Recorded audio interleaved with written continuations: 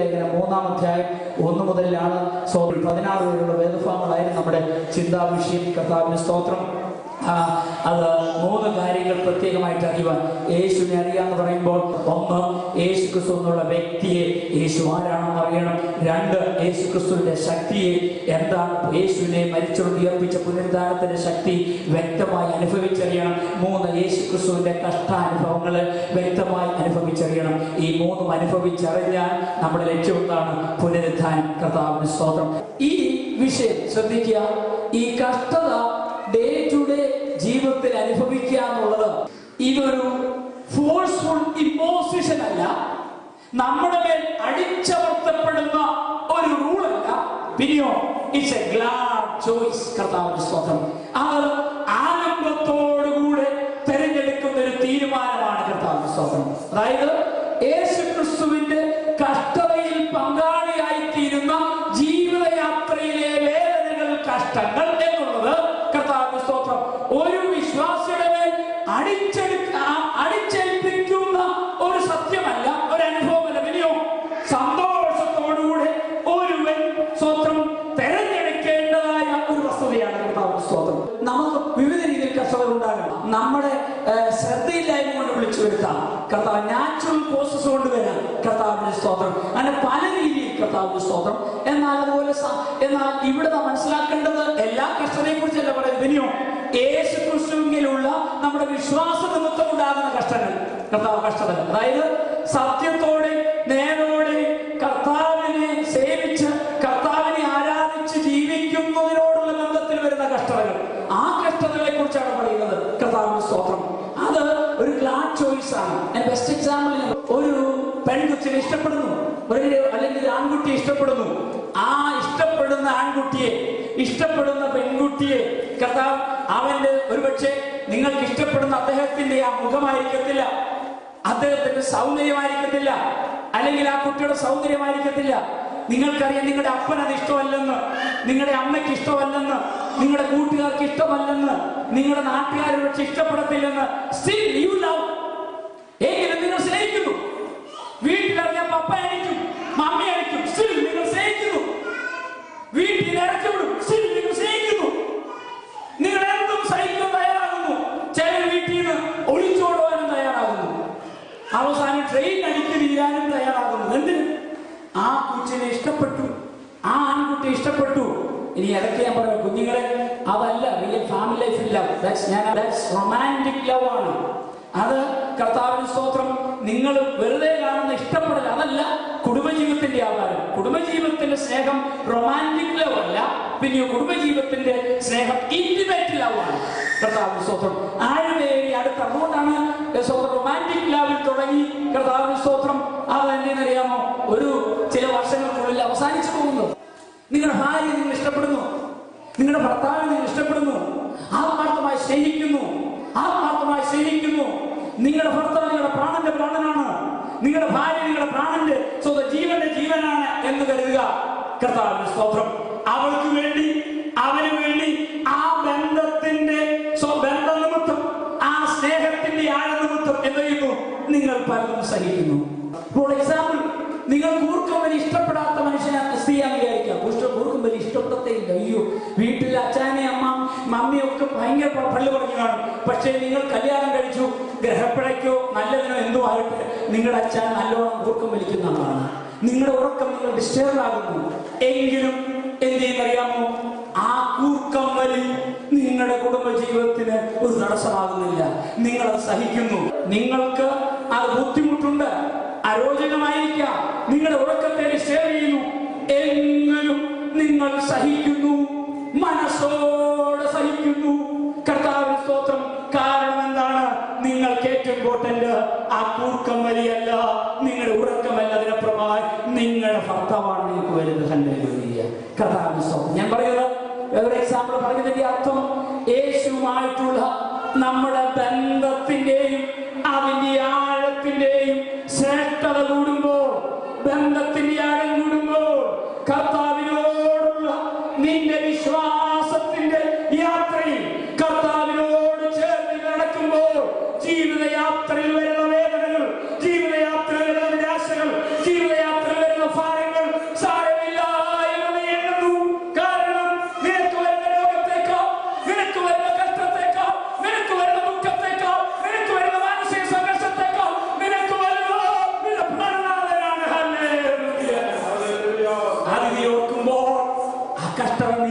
It's A GLAAD choice. നീ സന്തോഷത്തോടെ സഹിക്കുന്നു. Hallelujah. അതുകൊണ്ട് കർത്താവിന്, അതായത് കഷ്ടതയെ കുറിച്ച്, അതായത് ചില പഠിപ്പിതാണ് കഷ്ടത എന്ന് പറയുന്നത് എല്ലാം സാത്താൻ കൊണ്ടിരുന്നതാണ്. അതുകൊണ്ട് കഷ്ടത എന്ന് പറയുന്നത് ഈ ഭൂമിയിൽ ഇല്ല. ദൈവജനത്തിന് കഷ്ടത ഉണ്ടാകത്തില്ല. ദൈവജനത്തിന് എപ്പോഴും അഭിവൃദ്ധിയേ ഉള്ളൂ, എപ്പോഴും നന്മയുള്ളൂ, എപ്പോഴും സമ്പത്തേ ഉള്ളൂ. അത് തെറ്റായ പഠിപ്പീരാണ്. ഇനി വേറൊരു പഠിപ്പീരുണ്ട്, അത് ശ്രദ്ധിക്കാൻ നിങ്ങൾ. അതായത് ഈ ഭൂമിയിൽ ദൈവജനമായ കഷ്ടത മാത്രമേ ഉള്ളൂ, അതും തെറ്റുപഠിപ്പീരാണ്. കർത്താവിന്റെ സ്തോത്രം. ഞാൻ പറയുന്നതിന്റെ അർത്ഥം, അതായത് ഒരു ദൈവത്തിന്റെ പൈതൽ ഈ ഭൂമിയിൽ യേശുമായിട്ടുള്ള തന്റെ ബന്ധത്തെ നിലനിർത്തുവാൻ അവന്റെ മേൽ കർത്താവ് കഷ്ടത അടിച്ചേൽപ്പിക്കത്തില്ല. നിങ്ങൾ ശ്രദ്ധിക്കണം, കർത്താവ് കഷ്ടത അടിച്ചേൽപ്പിക്കുകയല്ല. പിന്നെയോ നാം ഈ ജീവിതയാത്രയിൽ വരുന്ന ബുദ്ധിമുട്ടുകളും സങ്കടങ്ങളും നാം സാരമില്ല എന്നെ സഹിക്കുകയാണ്. കർത്താവിന്റെ സ്തോത്രം. കാരണം ഈ യാത്രയല്ല നമുക്ക് വലുത്, ഇവിടുത്തെ 15 മൈലല്ല നമുക്ക് വലുത്. കർത്താവിന്റെ സ്തോത്രം. ഇവിടുത്തെ 80 മൈലല്ല നമുക്ക് വലുത്, ഇവിടുത്തെ 70 വർഷമല്ല നമുക്ക് വലുത്. പിന്നെയോ നിത്യതയോട് വലുത് ഓർക്കുമ്പോൾ ഈ യാത്രയിലെ ക്ലേശങ്ങൾ സഹിക്കുകയാണ്. ആ സന്തോഷം, ഹല്ലേലൂയ, ഈ യാത്രയിലെ ക്ലേശങ്ങൾ സഹിക്കുന്നതിന് ഊർജ്ജം തരികയാണ്, അതിന് കരുത്ത് തരികയാണ്. കർത്താവിന്റെ സ്തോത്രം. So it's not a forceful compulsion but a glad choice. നാം സന്തോഷത്തോടെ സഹിക്കുന്നു. രണ്ടാമതൊരു കാര്യം കർത്താവിന്റെ സ്തോത്രം. Luke 9:23-24. ലൂക്കോസ് 9:23 മുതൽ 24 വരെ. ലൂക്കോസ് 9:23 മുതൽ 24 വരെ.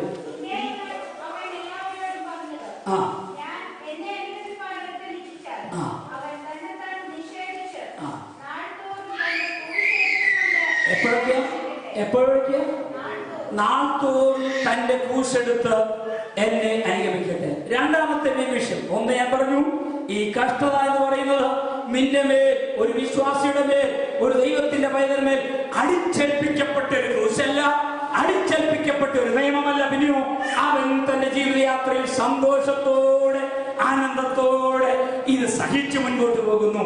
ഇതും അവനൊരു സന്തോഷമാണ്. ആ വേദനയിലും അവൻ ആനന്ദിക്കുകയാണ്. കർത്താവിന്റെ സ്തോത്രം. രണ്ടാമത് കർത്താവിന്റെ സ്തോത്രം ഇമ്പോർട്ടന്റ്.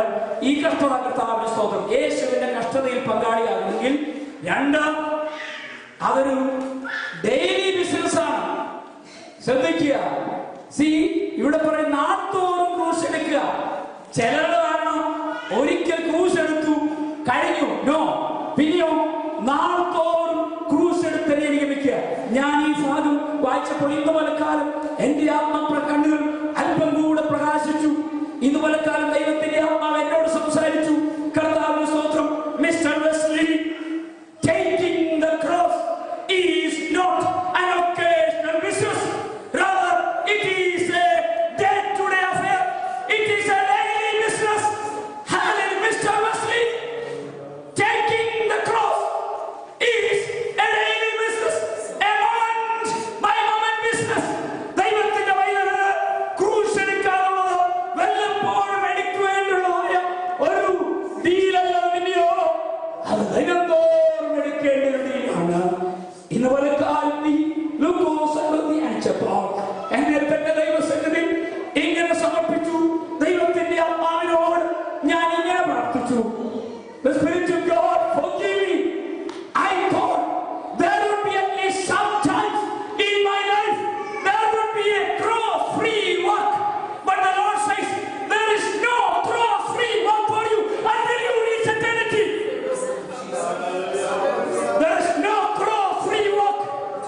A true Christian, ഒരു സത്യ ക്രിസ്ത്യാനി, ക്രൂശില്ലാത്തൊരു ജീവിതമില്ല, ക്രോസ് ഫ്രീ ആത്തൊരു ജീവിതം നിനക്കില്ല. നീ നിത്യതയിലെത്തുന്നതുവരെ ഈ ക്രൂസ് മനസ്സോടെ എടുക്കുവാൻ നീ മനസ്സ് വെച്ചോ, അതിനുവേണ്ടി നീ സമർപ്പിച്ചോ. ആ ഇടയ്ക്ക് വെക്കുവാനുള്ള നിന്നെയോ അവിടെ എത്തുന്നതുവരെയും നീ ഇത് നോക്കാതെ നിനക്ക് ജീവിക്കാൻ സാധ്യമല്ല. A true disciple of Jesus. Hallelujah. Let me challenge you, my friends. There is no cross-free walk in the Christian journey. സഹോദരന്മാരെ, ജീവിതത്തിലെ വേദനകളും കഷ്ടതകളും ഏതുമാണെന്ന് ഭാരപ്പെടുന്നു.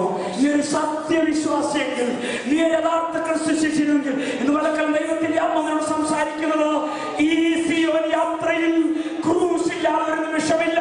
ക്രോസ് ഫ്രീ വാക്കില്ല, പിന്നെ ക്രോസ് ബെയറിംഗ് വാക്കേ ഉള്ളൂ, ക്രോസ് ടേക്കിംഗ് വാക്കേ ഉള്ളൂ, ക്രൂസ് എടുത്തുകൊണ്ടുള്ള യാത്രയേ ഉള്ളൂ, ക്രൂസ് വഹിച്ചുകൊണ്ടുള്ള യാത്രയേ ഉള്ളൂ.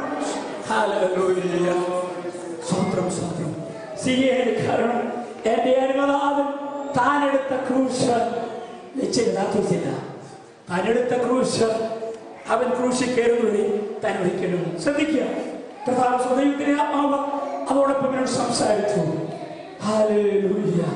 Yes, there is no cross free walk. Hallelujah. It is a daily business. Yes, true. But remember, നിനക്ക് cross എടുക്കുവാൻ പറ്റാത്ത വരുമ്പോൾ നിനക്ക് എടുക്കുവാൻ പറ്റിയ ക്രൂസ് കർത്താവ് തരുള്ളൂ. No doubt about it. ആരൊക്കെ അയച്ചു, പലരും അയച്ചു. ക്രൂസ് വഹിച്ചുകൊണ്ടിരിക്കും പോകുന്ന ഒരു കഥ അല്ലേ, ഭീമയിൽ നിങ്ങൾക്ക് വിലക്കുമെന്ന് കാണും. ഓരോരുത്തർ അവിടെ ക്രൂസുമായിട്ട് പോവുകയാണ്. ഒരു മനുഷ്യൻ പറഞ്ഞു, കർത്താവ് എന്റെ ക്രൂസ് ഇച്ചിരി എനിക്ക് പറ്റത്തില്ല, ഭാരമാണ്, ഇച്ചിരി കട്ടി കർത്താവ് അന്നാഴ്ച കൊണ്ടുവരാൻ പറഞ്ഞു. കർത്താവ് ഒരു ഭാവനയാണ്, ഒരു ശകലം സൈഡ് മുറിച്ചു കൊടുത്തു. കുറച്ചുകൂടെ കഴിഞ്ഞപ്പോൾ പറഞ്ഞു, കർത്താവ് ഇതും ഭയങ്കര ബുദ്ധിമുട്ടാണ്, കാരണം എൻ്റെ കൂടെ നടക്കുന്ന അവർക്കും ഒരു അവരുടെ ക്രൂസൊക്കെ എന്ത് ലൈറ്റാണെന്ന് അറിയാമോ, ചുമ്മാ പൂക്കിച്ച് പോലെ എടുക്കുമല്ലോ, ഞാനിത് മുഴുവൻ മുതുകും പുറം എല്ലാം കൂടെ വെച്ചിട്ട് കൊണ്ടുപോകാൻ പറ്റുന്നില്ല. അപ്പൊ കർത്താവ് പറഞ്ഞു, ഇച്ചൂടെ മുറിച്ചു തരാം. ഇച്ചൂടെ മുറിച്ചു കൊടുത്തു. അവസാനം നിത്യതയിൽ എത്തുന്നതിന് മുമ്പ് ലാസ്റ്റിൽ എന്തെന്നറിയാമോ, ഒരു ഇടുക്ക്, ഒരു സ്വന്തം കടലിടുക്ക് പോലെ അല്ലെങ്കിൽ ഒരു പാറയിടുക്ക് പോലെ ഇത് കടക്കണമായിരുന്നു. രണ്ടാമസം ഇത് കടക്കുവാൻ പാലമായിട്ട് ഉപയോഗിക്കേണ്ടതല്ല ഈ ക്രൂശ്. എല്ലാവരും അക്കരെ കടന്നു. ഈ മനുഷ്യൻ തന്നെ ക്രൂശ് വെച്ച് നോക്കിയപ്പോ എത്തത്തില്ല. കർത്താവ് നേരം പരാതി പറഞ്ഞു, എന്റെ കർത്താവ് എല്ലാവരും അക്കരെ കിടന്നില്ലേ?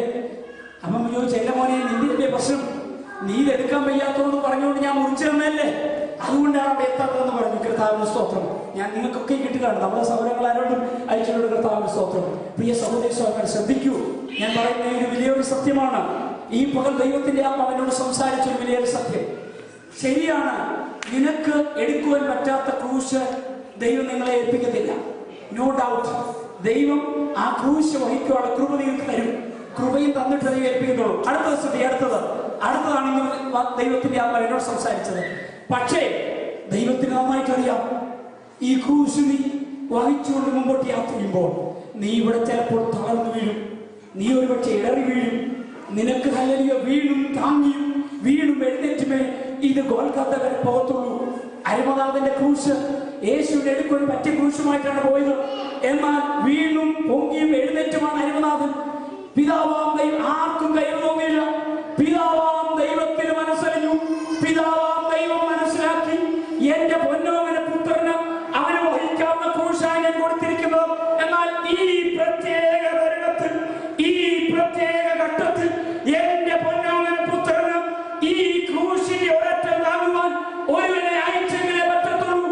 ആയിരക്കണക്കിന് നൂറുകണക്കിന് ആൾക്കാർ അവിടെ ഇല്ലായിരുന്നില്ലയോ? നൂറുകണക്കിന് യഹൂദന്മാരായിരിക്കില്ലായിരുന്നില്ലയോ? യേശുവിന്റെ ശിഷ്യന്മാരവൻ അവിടെ ഇല്ലായിരുന്നില്ലയോ? എന്നാൽ പിതാവാം ദൈവം ആരെയാണ് അയച്ചത്? കൂടുതലക്കാരൻ മനുഷ്യൻ വഴി പണി കഴിഞ്ഞതാണ്, അധ്വാനിച്ച് തുടങ്ങുന്നവരാണ്.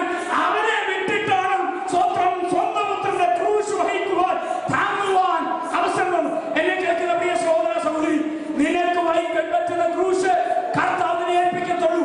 എന്നാൽ അവനറിയാം, ഈ ഭൂമിയിലെ യാത്രയിൽ നീ വേദനപ്പെട്ട്, നീ ഭാരപ്പെട്ട് ഈ ക്രൂശിൽ വിട്ടുപോകുമ്പോ, വേദനപ്പെടുമ്പോ ദൈവം അയക്കും. നീ അറിയാത്തവരെ അയക്കും, അറിയാത്ത ഭാഷക്കാരെ അയക്കും, കണ്ടിട്ടില്ലാത്തവരെ അയക്കും, കേട്ടിട്ടില്ലാത്തവരെ അയക്കും, നീ ഡ്രീം ചെയ്യാത്തവരെ അയക്കും, സ്വപ്നത്തിൽ കാണാത്തവരെ. എന്തിന്? ആ പ്രത്യേക ഘട്ടത്തിൽ, ആ പ്രത്യേക നിമിഷത്തിൽ നീ തടന്നു പോകും. ദൈവത്തിനറിയാം. ഹല്ലേലൂയ, ഹല്ലേലൂയ. ഇതുപോലെ കാലം എന്നെ കേൾക്കുന്ന ദൈവത്തിന്റെ പൈതലേ, സ്തോത്രം. ഹല്ലേലൂയ. എന്താണ് കർത്താവ് ആഗ്രഹിക്കുന്നത്? അരുമനാഥന്റെ ക്രൂശിന്റെ അനുഭവം നീ വഹിച്ചുകൊണ്ട് പോകുമ്പോൾ അത് നീ അനുഭവിക്കുകയാണ്. നീ ഡെയിലി ജീവിതത്തിലെ കർത്താവിന്റെ സ്തോത്രം, നിന്റെ ദിനത്തോറും നീ ആ ക്രൂശ് എടുത്ത് മുമ്പോട്ട് പോകുമ്പോൾ അത് അനുഭവിക്കുകയാണ്. എനിക്കറിയാം, ഈ അനുഭവങ്ങളില്ലാത്തവർക്ക് കർത്താവിന്റെ സ്തോത്രം മനസ്സിലാകില്ലായിരിക്കും.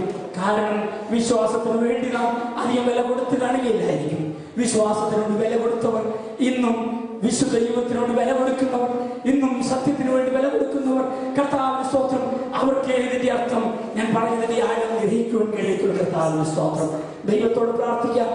ദൈവീയ കരുതലുകൾ നോക്കിയായിരുന്നു. ദൈവീയ കരുതലുകൾ ആ സ്ഥാനത്ത് ഒരുപക്ഷെ അവനും തളർന്നവനാണ്. അവനെ കൊണ്ട് ക്രൂശിച്ചു വെക്കാൻ ദൈവത്തിന് ഹല്ലേലൂയ. നിന്റെ ദൈവീയ പ്രൊവിഷനിൽ നീ വഹിച്ചു കൊണ്ടുപോകുന്ന ക്രൂശ്, നീ വഹിച്ചു കൊണ്ടുള്ള കഷ്ടത, അത് താങ്ങുവാൻ പ്രത്യേക ഘട്ടത്തിൽ നിനക്ക് ബുദ്ധിമുട്ടായിട്ട് വരുമ്പോൾ ദൈവീക കരുതലുകൾ എവിടെ നിന്നോ ഹല്ലേലൂയ. ആഫ്രിക്കക്കാരനെ പോലും ദൈവം നിനക്ക് വേണ്ടി അയക്കുന്നു. വെള്ളക്കാരനെ പോലും മറ്റൊരു കോണ്ടിനെന്റിനെ, മറ്റൊരു റേസിനെ ദൈവം ഒരിക്കലും പോലെ നിനക്ക് വേണ്ടി കർത്താവിന് സ്തോത്രം. നിന്റെ ക്രൂശ് വേദനപ്പെടും. നീ വഹിക്കുവാൻ പ്രത്യേക ഘട്ടത്തിൽ നീ ഭാരപ്പെടുമ്പോൾ ദൈവത്തിന്റെ ആത്മാവ്, പിതാവാം ദൈവം, നിന്നെ സൃഷ്ടിച്ചവൻ, നിന്നെ വിളിച്ചവൻ, നിനക്ക് വേണ്ടി തന്റെ പുത്രനെ കൊടുത്തവൻ, നിനക്ക് വേണ്ടി തന്റെ പുത്രന്റെ ചോരൊഴുക്കി തന്നവൻ, നിന്നെ അവന്റെ കരുതലിൽ, അവന്റെ കാൽവരി ക്രൂശിന്റെ കരുതലിൽ ശ്രദ്ധിക്കൂ. നിന്റെ ക്രൂശ് വഹിക്കുവാനുള്ള കരുതൽ. ഹല്ലേലൂയ. സ്തോത്രം. What an amazing fact it is. Hallelujah. In the cross of Christ there is provision for me, even provision to bear my cross when I feel exhausted. കർത്താവിന്റെ സ്തോത്രം. ഞാൻ നീയും ക്രൂശ് വഹിക്കുന്നതിൽ ഭാരപ്പെടുമ്പോൾ കർത്താവിന്റെ ക്രൂശിലെ പ്രൊവിഷനിൽ സ്വന്തം രോഗസൗഖ്യമുണ്ട്, പാപമോചനമുണ്ട്, സ്വന്തം ഭൂതബാധയിൽ നിന്ന് വിടുതലുണ്ട്, എല്ലാം നിത്യജീവനുണ്ട്. അതിനോടൊപ്പം നിത്യജീവനിലേക്കുള്ള യാത്രയിൽ നിന്റെ ക്രൂശ് വഹിക്കുവാൻ ഭാരപ്പെടുമ്പോൾ അതിന്റെ പ്രൊവിഷനും. What an amazing truth it is. What an amazing fact it is. കർത്താവിന്റെ സ്തോത്രം.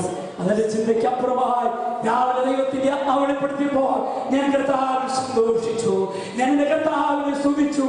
നാം പലപ്പോഴും സിമ്പിൾ സത്യങ്ങൾ മാത്രം പറഞ്ഞിട്ട് പോകാറുണ്ട്. എത്രമാത്രം ആഴമേറിയ ദൈവിക സ്വന്തം കരുതലുകൾ ഇതിന് പിന്നിലുണ്ടല്ലോ, ക്രൂശിലുണ്ടല്ലോ. കർത്താവിന്റെ സ്തോത്രം. ഹല്ലേലൂയ. ഒരു വാക്യം ഹല്ലേലൂയ അപ്പോസ്തലനായ പൗലോസിന്റെ അനുഭവത്തിലൂടെ വായിക്കുന്ന കർത്താവിന്റെ സ്തോത്രം. അപ്പോസ്തലനായ പൗലോസ് 2 കൊരിന്ത്യർക്ക് എഴുതിയ ലേഖനത്തിൽ കർത്താവിന്റെ സ്തോത്രം. 2 കൊരിന്ത്യർ 4-ാം അധ്യായം 7 മുതൽ 12 വരെ. 2 കൊരിന്ത്യൻസ് 4:7-12. ഞങ്ങളുടെ സ്വന്തം എന്നല്ല, ദൈവത്തിന്റെ ദാനമത്രേ എന്ന് വരേണ്ടതിന് ഈ നിശ്ചയവും ഞങ്ങൾക്ക് മൺപാത്രങ്ങളാകുന്നു ഉള്ളത്. ഉപദ്രവം അനുഭവിക്കുന്നവരെങ്കിലും ഉപേക്ഷിക്കപ്പെടുന്നില്ല, വീണ് കിടക്കുന്നവരെങ്കിലും നശിച്ചു പോകുന്നില്ലേ. യേശുവിന്റെ ജീവൻ ഞങ്ങളുടെ ശരീരത്തിൽ വെളിപ്പെടേണ്ടതിനും യേശുവിന്റെ മരണം ശരീരത്തിൽ എപ്പോഴും വഹിക്കുന്നു. ഞങ്ങളുടെ മർത്യ ശരീരത്തിൽ യേശുവിന്റെ ജീവൻ വെളിപ്പെടേണ്ടത് ജീവിച്ചിരിക്കുന്ന ഞങ്ങൾ എല്ലായ്പ്പോഴും യേശു നിമിത്തം മരണത്തിൽ ഏൽപ്പിക്കപ്പെടുന്നു. അങ്ങനെ ഞങ്ങളിൽ മരണവും നിങ്ങൾ ജീവനും വ്യാപരിക്കുന്നു. ഇത് ബൈബിളിലെ ഏറ്റവും സുന്ദരമായ പാസേജിലൊന്നാണ്. നമ്മുടേതല്ലാത്ത ദൈവത്തിന്റെ ദാനമായ അത്യന്ത ശക്തി നമ്മുടെ ഉള്ളിൽ, നമ്മുടെ ഈ ശരീരത്തെ കുറിച്ച് എന്താണ് അവിടെ വായിക്കുന്നത്? കളിമൺ ജാർ. കർത്താവ് ഈ കളിമണ്ണിൽ, ക്ലേ ജാർ എന്നാണ്, ഈ കളിമൺ ജാറിൽ പകർന്നിരിക്കുന്നത്. കർത്താവ് ഈ കളിമൺ ജാറിന്റെ പ്രത്യേകത എന്താ? അവിടെ ഇരിക്കുന്നത് അതിനെക്കുറിച്ച് വായിച്ചല്ലോ. ആ കളിമൺ ജാർ തകർന്നതാണ്, വീണതാണ്, ഉപദ്രവിക്കപ്പെട്ടതാണ്.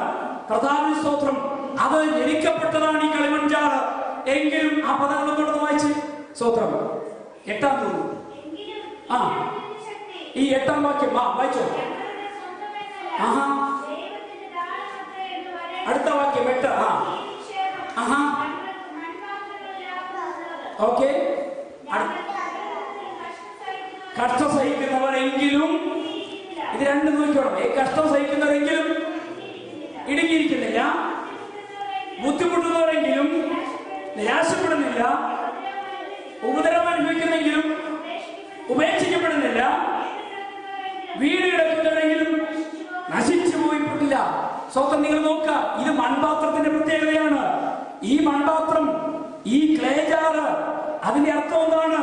അത് കോസ്റ്റ്ലി അല്ല, അത് വളരെ ചീപ്പാണ്, അത് ഡിസ്പോസിബിൾ ആണ്, അത് എടുത്തെറിയാൻ പറ്റിയതാണ്, ഇത് ബ്രേക്കബിൾ ആണ്, ഇത് ബ്രിട്ടിലാണ്, ഇത് സ്വന്തം ഡ്യൂറബിൾ അല്ല, ഇത് ഫ്ലെക്സിബിൾ അല്ല, ഇത് ഡ്യൂറബിൾ അല്ല.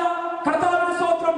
ഇത് ഡ്യൂറബിലിറ്റി വളരെ കുറവാണ്, ഇത് നിലനിൽക്കുന്നതല്ല. പിന്നെയോ നിങ്ങൾ നോക്കിയേ, ക്ലേ ജാർ, 2 കളിമണ്ണ് ജാറ് തമ്മിൽ, കളിമൺ 2 പാത്രങ്ങൾ തമ്മിൽ കൂട്ടിമുട്ടിയാൽ എന്തോ പൊട്ടിപ്പോകും. കർത്താവിന്റെ സ്തോത്രം. ഒരു കൊച്ചു കുഞ്ഞു വിചാരിച്ചാൽ ഒരു കളിമൺ പാത്രത്തെ ഉടച്ചു കളയാൻ സ്വന്തം ഈസിയാണ്, മനസ്സിലാക്കണം. മനുഷ്യ ജീവിതത്തെ കുറിച്ചാണ് പറയുന്നത്. സ്വന്തം അതുകൊണ്ടല്ലേ ശ്രദ്ധിക്കൂ, ഒരു ഭാര്യയും ഭർത്താവും രണ്ട് കളിമണ്ണ വിചാരിച്ചാൽ അവിടെ പൊട്ടും. സ്വത്രം ഒരു കുഞ്ഞു വിചാരിച്ചാൽ സ്വത്രം ഒരു കുടുംബം പൊട്ടും. കർത്താവ് സ്വത്രം ഇത് കളിമണ്ണാണ്, അത് ചീപ്പാണ്, ഇത് ഡിസ്പോസിബിൾ ആണ്, ഇത് തകർക്കപ്പെടുന്നതാണ്. പക്ഷേ പൗലോസ് പറയുന്നു ഇത് തകർക്കപ്പെടാതിരിക്കുക ഒറ്റ കാരണമേ ഉള്ളൂ.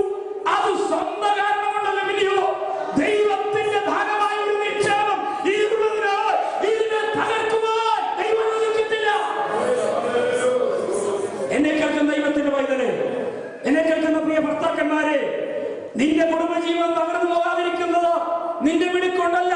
നിങ്ങളെക്കാലം ദൈവത്തിന്റെ ഒരു കാര്യം പറയട്ടെ, നിന്റെ കോപം കൊണ്ട് നോക്കിയാൽ ഈ സഹോദരിമാർ നിൽക്കുമായിരുന്നു, എപ്പോഴും ഇട്ട് പോകത്തില്ലായിരുന്നു. നിന്നേക്കാളും അധികം കോപിക്കാത്ത എത്ര പേർ എന്ത് പ്രശ്നം നടക്കുന്നു. സഹോദരിമാരെ, നിങ്ങളുടെ കുടുംബജീവൻ തകർന്നായിരിക്കുന്നത് സ്വത്രം നിങ്ങളുടെ കഴിവുകൊണ്ടല്ല. കർത്താവിന്റെ സ്തോത്രം, നിങ്ങളുടെ സൗന്ദര്യ പിണക്ക നിമിത്തം, നിങ്ങളുടെ വാശി നിമിത്തം ഈ സഹോദരന്മാരായിട്ടല്ലേ നിങ്ങളെക്കാട്ടിലും വാശി കുറഞ്ഞ എത്രയോ കുടുംബങ്ങൾ സ്വത്രം തകർന്നു പോകുന്നു.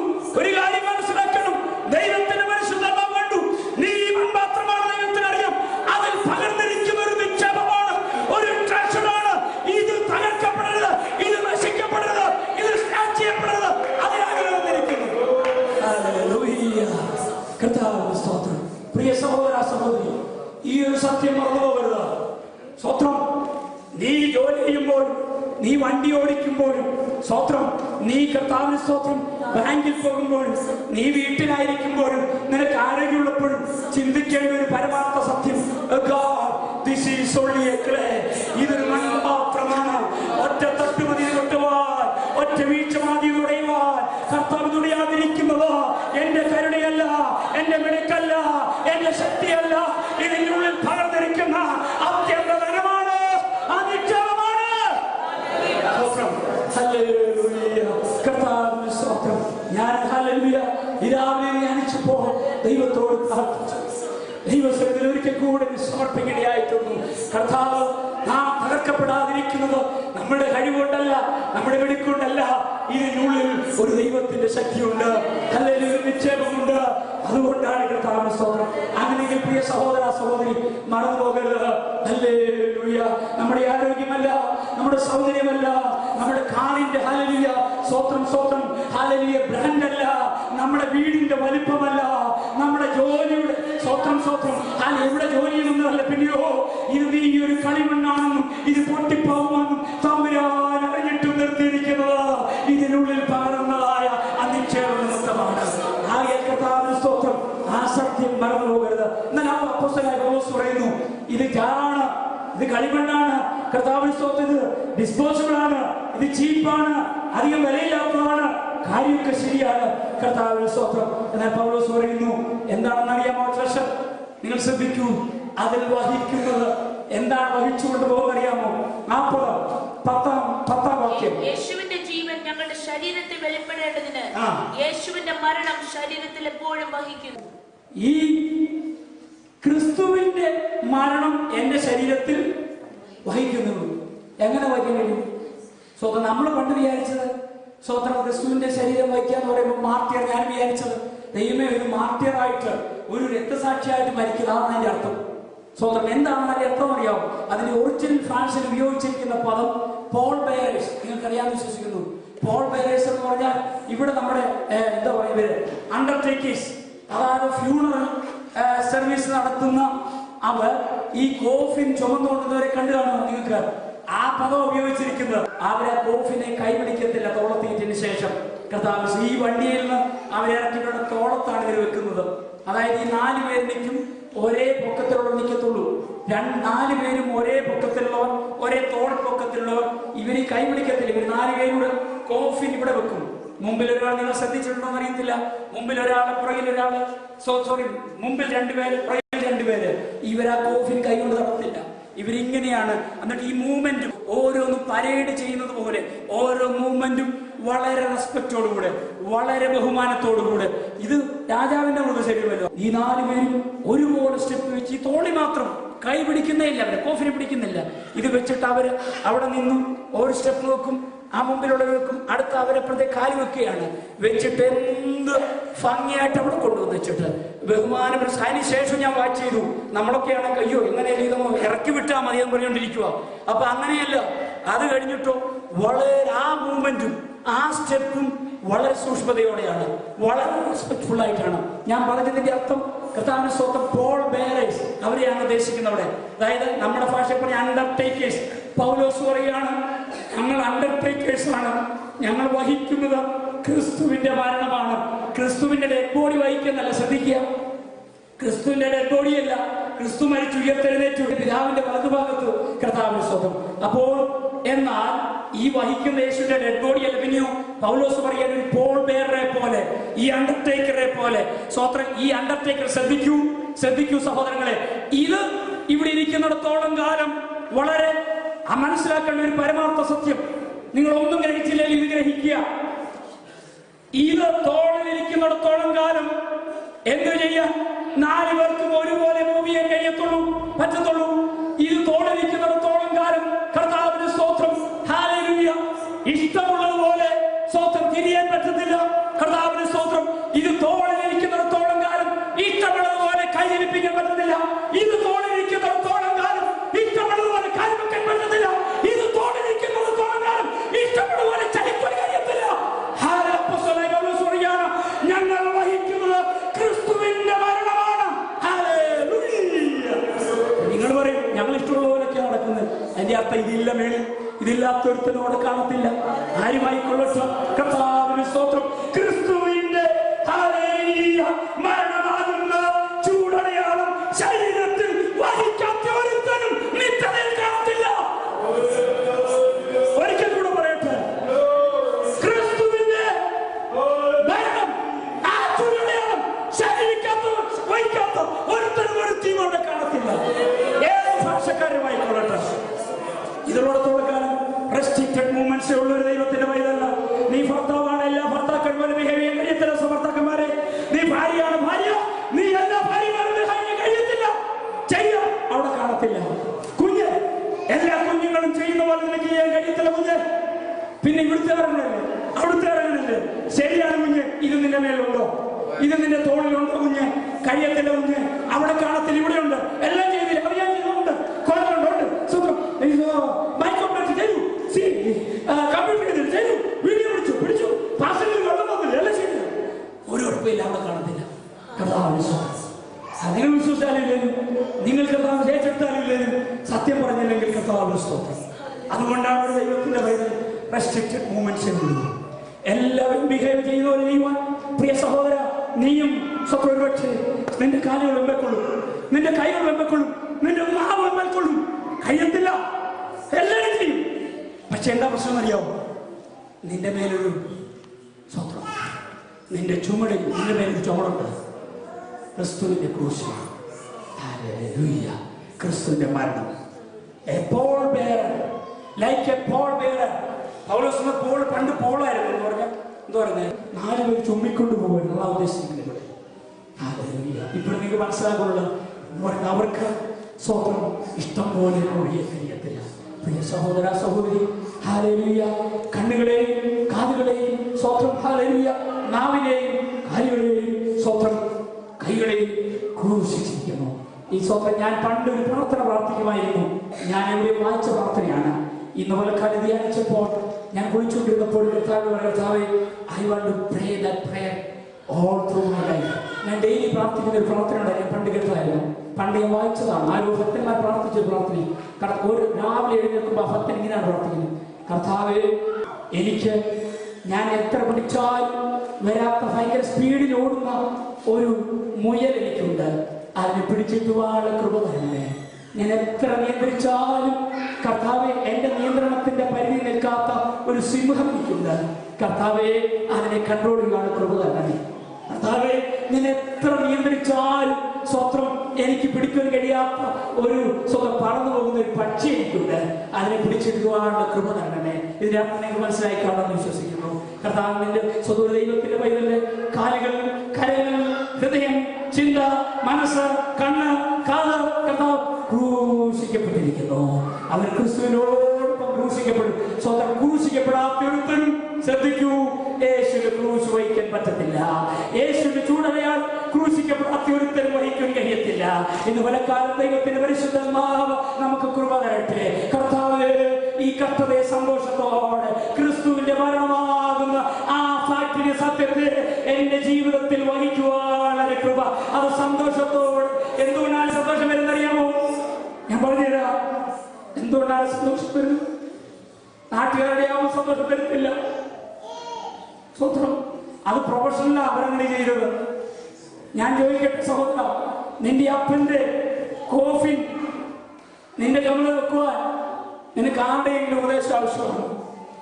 നിനക്ക് നടുവയ്യായിരിക്കും, നീ ഒരു നടുവേദനയുള്ള രോഗമായിരിക്കും. എന്റെ അപ്പന്റെ ഡെഡ് ബോഡിയാണെന്ന് ഓർക്കുമ്പോ നിന്റെ നടുവിന് വേദന മറന്നു പോകും.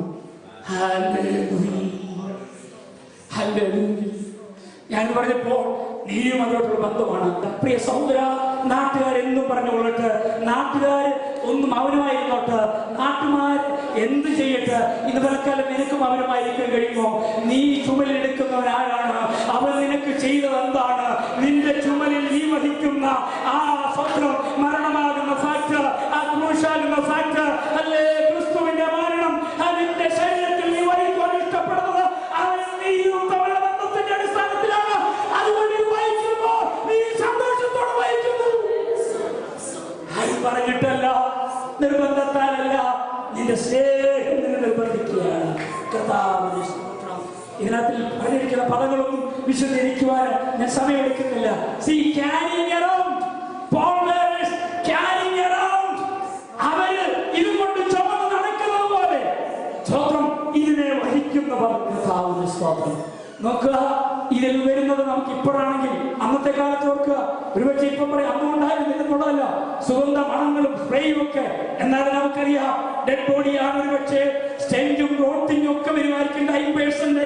ആ ദുർഗന്ധമൊക്കെ പക്ഷേ സന്തോഷത്തോടെ. പ്രിയപ്പെട്ട വിശ്വാസികളെ, ജീവിതയാത്രയിലെ പല കഷ്ടങ്ങളും പല വേദനകളും നിന്നിലേക്ക് സഹിക്കുന്നതിനപ്പുറമായിരിക്കാം. ദുർഗന്ധത്തെ പോലെയൊക്കെ തോന്നുമായിരിക്കാം, വേദനകരമായിരിക്കാം, അസഹനമായിരിക്കാം. എന്നാൽ വഹിക്കുന്നത് അരിമനാഥൻ നിമിത്തം.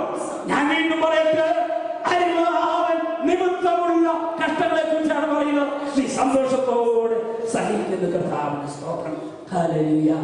ജോർജ് സാമുവൽ എന്ന് പറയുന്ന ദൈവദാസൻ, സ്തോത്രം, അദ്ദേഹം ഒരു സയന്റിസ്റ്റാണ്. അദ്ദേഹത്തിന്റെ ജീവിതത്തിലെ കഷ്ടതകളെ ആ പുസ്തകത്തിന്റെ പേരിലാണ് പ്രതിസന്ധികളിൽ പതറാതെ, അല്ലെ? പ്രതിസന്ധികളിൽ പതറാതെ, ലോകശേ പ്രതിസന്ധികളിൽ പതറാതെ. നിങ്ങൾ നോക്കൂ, നിങ്ങളുടെ ജീവിതത്തിൽ വ്യത്യാസം വരും. നമ്മുടെ പരാതി പലതും മാറും. നമ്മൾ കമ്പയർ ചെയ്യുമ്പോൾ ഇവിടെ ഈ പോകുന്നില്ലല്ലോ. ഇപ്പൊ ഞാൻ പറയുന്നത്, ഇപ്പോൾ 200 പൗണ്ട് കടവുള്ള ഒരുത്തൻ നമ്മൾ 200 കട, നമ്മൾ ഭയങ്കര കടവാണ്. അങ്ങനെ 20,000 കടവുള്ള ഒരു മനുഷ്യൻ സന്തോഷത്തോടെ, എന്നിട്ടും നിങ്ങൾ സന്തോഷിക്കുന്നത്, അവിടെയാണ് വ്യത്യാസം. അനുഭവം എന്ന് പറയുന്നത് കർത്താവിന്റെ സ്തോത്രം. അത് ഞാൻ പറഞ്ഞ പറ്റുമെങ്കിൽ ആ പുസ്തകം വായിക്കുക. നിങ്ങളുടെ ജീവിതത്തിൽ എന്നെ ചേഞ്ച് ചെയ്തതാണ്, എന്നെ ചലഞ്ച് ചെയ്തതാണ്. ജീവിതത്തിന്റെ പ്രതിസന്ധികളിൽ നിൽക്കുവാൻ കൃപ തന്ന കരുത്തുന്ന കർത്താവിന്റെ സ്തോത്രം. ഞാൻ എന്റെ വാക്കുകൾ നിർത്തുകയാണ്. ലാസ്റ്റ് ഒരു ഫാക്ടോടെ പറഞ്ഞ കർത്താവിന്റെ സ്തോത്രം. എന്തുകൊണ്ടാണ് ഈ സന്തോഷത്തോടെ സഹിക്കാൻ കഴിയുമോ? ഒരു ക്വസ്റ്റ്യൻ. കർത്താവിന് കഷ്ടം സന്തോഷത്തോടെ സഹിക്കാൻ കഴിയുമോ? ഞാൻ മുമ്പേ പറഞ്ഞല്ലോ, സ്തോത്രം, മുമ്പേ പറഞ്ഞ എല്ലാ സത്യങ്ങളും. അതുകൂടാതെ ഒരു കാര്യം കൂടെ, അതായത് വഹിക്കുന്നത് ക്രിസ്തു നിമിത്തമാണ്. അവൻ നമുക്ക് ചെയ്യുന്നത് എന്താണെന്ന് നമുക്ക് നന്നായിട്ട് അറിയാം. അവന് നമ്മോടുള്ള ബന്ധം എന്താണെന്ന് അറിയാം. ആ ബന്ധമാണ് കഷ്ടങ്ങൾ സഹിപ്പാൻ നമുക്ക് കൃപ നൽകുന്നത്, സന്തോഷത്തോടെ സഹിപ്പാൻ. ഒരു കാര്യമാണ് 3:21 ഫിലിപ്പിയൻസ് 3:21. എന്താണെന്ന് അറിയുമ്പോൾ നമ്മുടെ ഹോപ്പ്, പുനരുത്ഥാനം, ആ പ്രത്യാശ ആണ് നമ്മുടെ ഈ ഭൂമിയിലെ ജീവിതയാത്രയിൽ തളരാതെ നിൽക്കുന്നത്. കാരണം മുമ്പേ ഞാൻ പറയും, ഇത് നമുക്ക് വലുതല്ല, അതിനപ്പുറമായ ഒരു പ്രത്യാശ നമുക്കുണ്ട്, നിലനിൽക്കുന്ന ഒരു പ്രത്യാശയുണ്ട്. ഈ ശരീരം മുമ്പേ പറയുന്നത് പോലെ മറന്നു പോകരുത്. ഇത് മണ്ണാണ്, ഇത് തകർന്നു പോകും. തകരാത്ത ഹല്ലേലൂയ ഒരു പുതുശരീരം നമുക്ക് വേണ്ടി കർത്താവ് ഒരുക്കുന്നു. ഹല്ലേലൂയ. നമ്മുടെ പുനരുദ്ധാനമാണ് നമ്മുടെ ഈ ജീവിതകാലത്തിലെ കഷ്ടങ്ങൾ സാരമില്ല എന്നെണ്ണുക കൃപ തരുന്ന കർത്താവിന്റെ സ്തോത്രം. എന്നാൽ ഒറ്റ സ്തോത്രം നിങ്ങൾ വീട്ടിൽ പോയി സമയം പോലെ വായിക്കാം. 3-12 മുതൽ 14 വരെ സ്തോത്രം. ഹല്ലേലൂയ.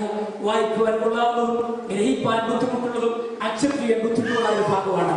എന്നാൽ പൗലോസ് പറയുന്ന ഒരു കാര്യമുണ്ട്, കർത്താവിന്റെ സ്തോത്രം. അതിന്റെ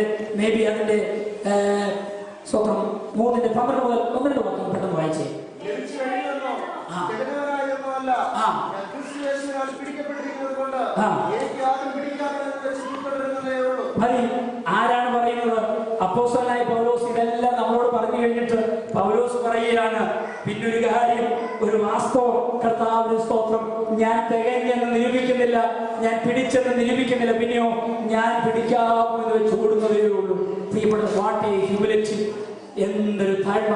കർത്താവിന് സ്തോത്രം. അതായത് പിടിച്ചു എന്ന് നിരൂപിക്കുന്നില്ല, പിടിച്ചു എന്ന് പറയുന്നില്ല, പിടിക്കാമോ എന്ന് വെച്ച് ഓടുന്നേ ഉള്ളൂ. പുനരുദ്ധാനം, അതാണ് ലക്ഷ്യം. അത് പിടിക്കാമോ എന്ന് വെച്ച് ഓടുന്നു. കർത്താവിന് സ്തോത്രം. അത് സ്തോത്രം, ആ ഫാക്ട് നമ്മുടെ ജീവിതത്തിന്റെ പാർട്ടായി മാറുമ്പോൾ, ആ റിയാലിറ്റി, കർത്താവെ ഞാൻ പിടിച്ചിട്ടില്ല, ഞാൻ പിടിക്കാമെന്ന് വെച്ച് ഓടുന്നു എന്നുള്ളൂ എന്ന് വരുമ്പോൾ കർത്താവ് നാം മറ്റുള്ളവരെക്കാൾ ബെറ്റർ ആണെന്നുള്ള ഫീലിംഗ് ഉണ്ടാകത്തില്ല. എന്താണ്?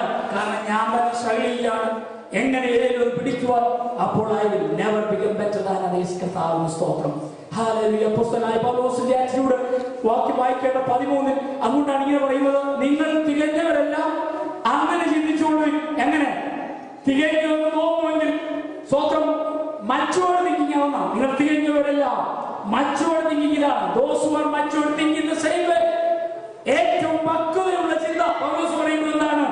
നാം ഒരുമിച്ചോടുന്നു, പുനരുദ്ധാനം ലക്ഷ്യമാക്കി ഓടുന്നു. പുനരുദ്ധാനത്തെ ലക്ഷ്യമാക്കി നാം ഓടി അത് പ്രാപിക്കാമെന്ന് ചോടുന്നതേ ഉള്ളൂ. നിങ്ങൾ തികഞ്ഞു നിൽക്കുകയും അങ്ങനെ തന്നെ ചിന്തിച്ചു. ഒരു നിമിഷം നമ്മുടെ കണ്ണുകളടയ്ക്കാം, പ്രാർത്ഥിക്കാം.